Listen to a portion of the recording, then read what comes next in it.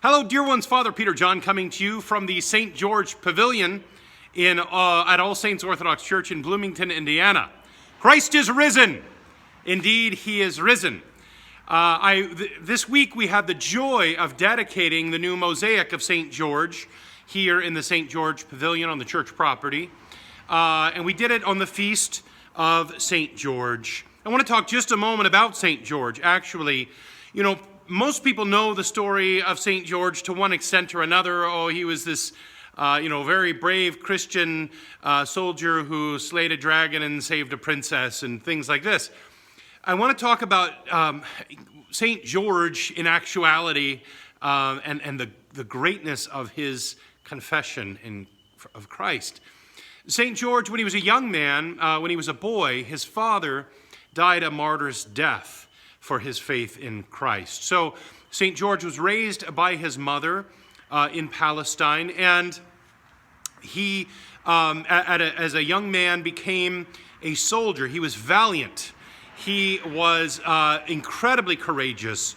He was looked up to by the other soldiers at a very young age. Actually, I believe it was at the age of 20. He was placed in command over 1,000 soldiers. So if that gives you any kind of an idea of how trustworthy and how competent he was as a soldier, how highly respected he was as a man at the early age of 20, it's awesome. Well, what happened was the Emperor Diocletian had decided that he was going to begin a persecution of Christians. And so this greatly respected commander of his publicly went to the emperor and denounced him. So obviously that got George in some trouble. The story goes that the emperor tried to bribe him with lands and money and such things, and George would have none of it. And so he was tortured horrendously. He was tortured just terribly, and ultimately was beheaded for his faith in Christ. So what is it? I want to present this question. What is it about St. George that makes him so famous? I mean, people see an icon or an image of St. George and they recognize him. He's on the white horse, he's slaying the dragon. They recognize him. He's the patron saint of many, He's so popular, in fact, in the church that, he is the only saint who really officially, to my knowledge, has his own exception on the church calendar. If his feast falls during Lent, then this is what you're to do. So he's an awesome saint to behold. And so my question then is, why is he such a big deal? Well, we could come up with probably many reasons, but I want to offer one explanation that I came up with.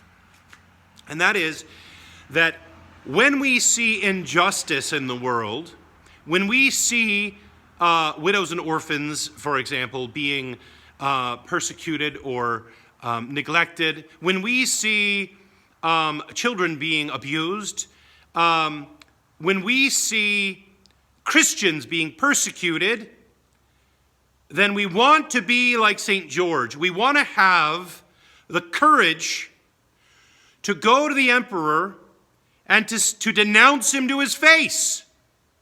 I believe this is probably the single thing about St. George that all of us look at and say, that's what I want. I want to have that kind of courage. I want to have that kind of conviction. I want to have that kind of faith. I want to know in my core that when I see somebody being treated unfairly, when I see somebody abused, when I see somebody neglected, when I see somebody tortured, when I see somebody martyred, executed unjustly, I want to know at my core that I can go and stand before the emperor and denounce him for this action, this heinous and horrible treatment of Christ's little ones. I sound riled up. I am riled up. I love St. George, and I hate injustice, and God hates it. So when the Lord sees us on this side of the veil, stand up for those of his little ones, protect them, speak out in their defense, then the Lord smiles upon those of us who will do that. The Lord smiled upon St. George. It doesn't mean he helped St. George escape martyrdom. It's not a health and wealth gospel sort of thing. It's not like he said, well, George, you stood up for the little ones. I'm going to give you a mansion on a hill with a Cadillac. It didn't work like that. In fact, what happened was St. George underwent horrendous tortures, and then he was executed. And his faith and his confession of Christ has borne much fruit, both in his day, those who saw him being executed, many of them, including the emperor's wife, became Christians and suffered martyrdom because they saw his example of courage and faith. And then, of course, many have heard and read his story since that time and come to faith in Christ through his example. So through the prayers of St. George, may we all be granted the courage to defend those who cannot defend themselves, to stand up for truth, and to live a life that is that brings forth the light of Christ in truth. Christ is risen. Indeed, he is risen.